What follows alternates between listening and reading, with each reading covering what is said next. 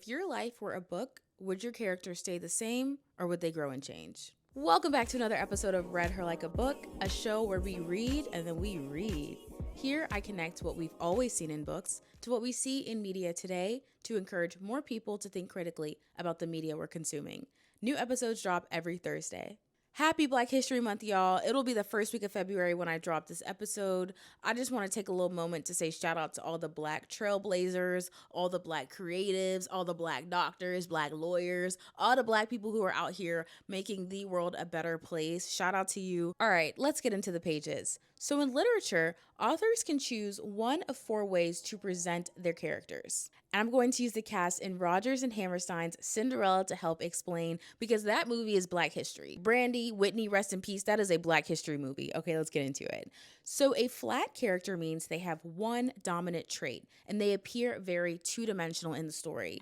In this case, it is the fairy godmother. She's whimsy, she's kind, she's magical, and that's it. We don't see any other traits from her. She appears very two-dimensional, and she just represents happiness and love and joy. We love her, so it's fine, but she comes off kind of the same way throughout the story. A static character is one who does not experience any character growth. And the perfect example is the evil stepsisters in the movie. They're nasty in the first minute and they're nasty at the end. We don't see them grow and change as the movie evolves. They're just the same people, the same ugly, nasty, mean, bullying stepsisters. Okay, so Round is a character we see multiple sides of them. And a good example is the evil stepmother. Even though we see her be very evil, we also see her very kind to her daughters, and we see her kind of fighting the patriarchy because she's trying to push this match with the prince because she knows her daughters can only really progress in the society if they have a wealthy match, if they marry a wealthy man. So we see her as evil, and then we see her as thoughtful. We see her as intentional. We almost see her desperate because she really wants her daughters, one of them, to marry the prince. And then finally, we have Dynamic. This is a character who grows and changes throughout the story, typically for the better. And of course, that will be Cinderella. So we see Cinderella, a very meek, she's mild, she doesn't have a lot of confidence, she doesn't believe in herself. And as the story goes on, with the help of the fairy godmother, of course, we see her blossom into this very confident, self-assured young woman. In books and literature, the author chooses how the characters are presented. In social media, it's the creator. Okay, let's get into our first case study. We're going to use Kristy Sarah. She's a perfect person who's transitioned her online persona from someone who is flat to very round. Let me explain. So a flat character, like I mentioned, they have one dominant trait and we don't see many sides to them. Kristy Sarah, she's a big creator, but as we know her, she's silly, she's goofy. We know she'll put on these crazy like sweatsuits and like mask and trick her husband and throw pranks, and we see her doing flips around the house. Her dominant trait, and really the only trait she's shown on social media, is that she's silly, funny, goofy, and we love her for that, of course. And that is a very intentional choice, but unfortunately she's undergone a bit of a life change. Her and her husband are getting divorced after reports of infidelity, and what really shocked me was that I didn't think she was going to talk about any real sad topics about her divorce because A, it's none of our business, but B, because her personality, her social media persona has always been very flat, very joyous, very fun.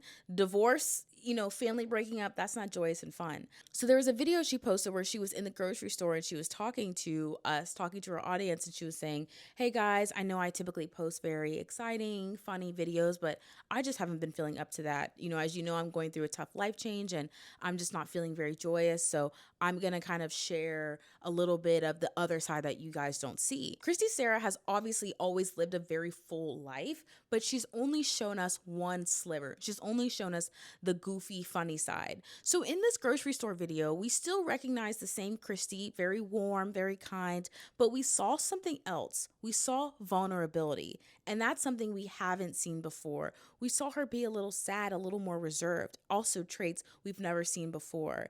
And as she's shifting from being two-dimensional to three-dimensional, I am super excited for this new character we've unlocked, and I'm excited to see how she transitions from a very flat character to a round one. All right, now let's talk about someone's character development. I'm not buying. I think we all saw America's Next Top Model is going to have an expose documentary on Netflix about the horrors of the show. And honestly, when I saw the clips, when I saw Tyra talking, Miss J, all those people talking, I was like, please. So I feel like the structure of the documentary is to go behind the scenes and uncover all the horrors that we saw on screen, right? Because I feel like America's Next Top Model already was a behind the scenes of the modeling world. So this documentary is going to be a behind the scenes of the show. I'm not buying it because I think the purpose of this documentary is to watch the people in the show grow. So to watch Tyra Banks kind of perpetuate this awful modeling culture and then 20 years later say, oh, I was wrong. And I actually was part of the toxicity of the modeling world. So her character development is supposed to be dynamic. She's supposed to grow and change like Cinderella did in Rodgers and Hammerstein's movie. The reason I'm not buying it is because Tyra said one quote that really blew things up. She said, quote, "I knew things were wrong, but the audience was asking for more." Huh? So you knew the things you were doing were wrong, but you did it anyway because the audience, we were the problem? Let me take each of these in turn.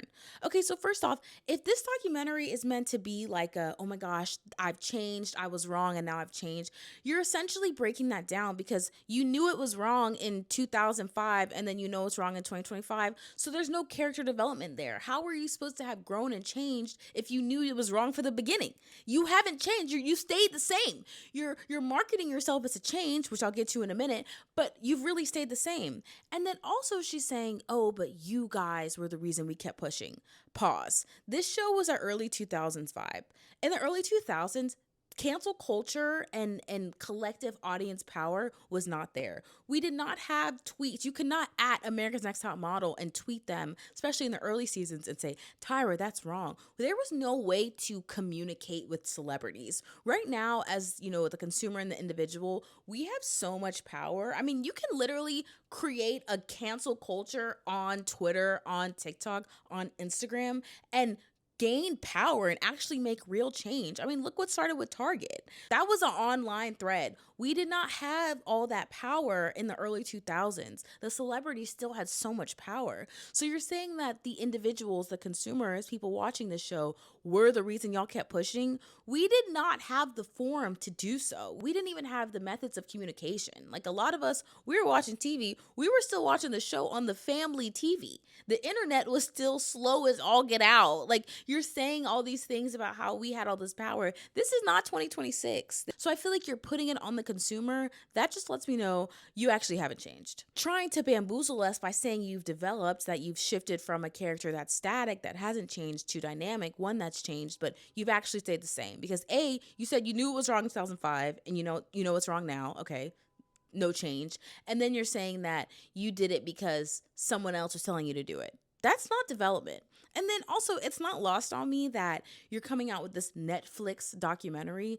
Clearly, some financial incentives have spurred this documentary. Honestly, the reason this documentary is even coming about is because a lot of the former contestants have gone on TikTok, have now gone on these forums we didn't have 10, 15 years ago, and they're talking about their experience. So you almost want to clean up the narrative and you want to say, wait a minute, I need to step in and say something. It's just not lost on me, and I hope it's not lost on you. Now let's get into someone who's actually grown and evolved beautifully.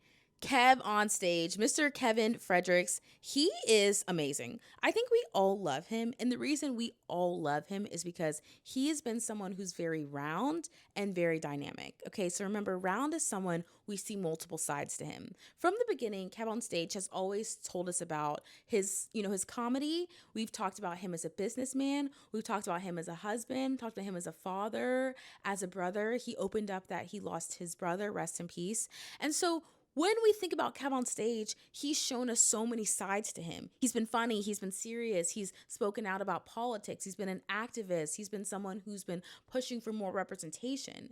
So whenever he shows us multiple sides of him, feels like we're just getting to know him a little bit more. He's done a great job of sharing just enough of his life that we feel like homeboys. Like when I see KevOnStage, I'm like, Kev, But there's so much marketing and so much thought and this intentionality that goes to, instead of looking at him as KevOnStage, is Kev. Everybody knows a Kev.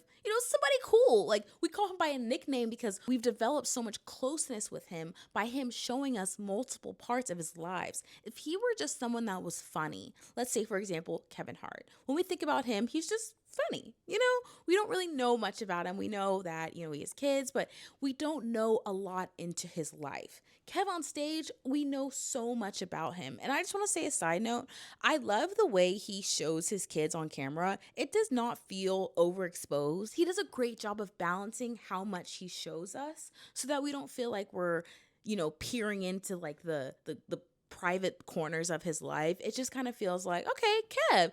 Okay, now let's get into his dynamic persona. So dynamic means we've seen you grow and change. So think about in Cinderella, she went from being meek and mild and insecure to being a boss, okay? KevOnStage, we've seen him grow from someone who had shaky camera equipment, bad audio, bad videos, to now premiering movies at Sundance and having shows on BET and having all this success. And the reason we still root for him is because he's shown us the come up. He posted the other day that he had a pitch and an opportunity he was really excited about, and the people passed on him. And I think it's interesting how he was talking about a failure in business, and everyone was like, Kev, it's okay. You're going to get the next one. Keep pushing. Thanks for your vulnerability. Thanks for being open. It could have easily been, Kev, like, Kim, people are dying. Kev, like, people are food insecure. Kev, there's a lot going on and you're complaining about not getting a deal. But because of the way he's let us in, we've seen multiple sides of him, and he's let us into his career growth and his journey, that we root for him. I have one closing PSA for this episode. Every day, you're writing your own character. So choose wisely, because as audience members, we always know when you're being real and when you're not. That's all for today's episode of Read Her Like a Book. As always, read the media before it reads you, and I'll see you on the next page. Bye.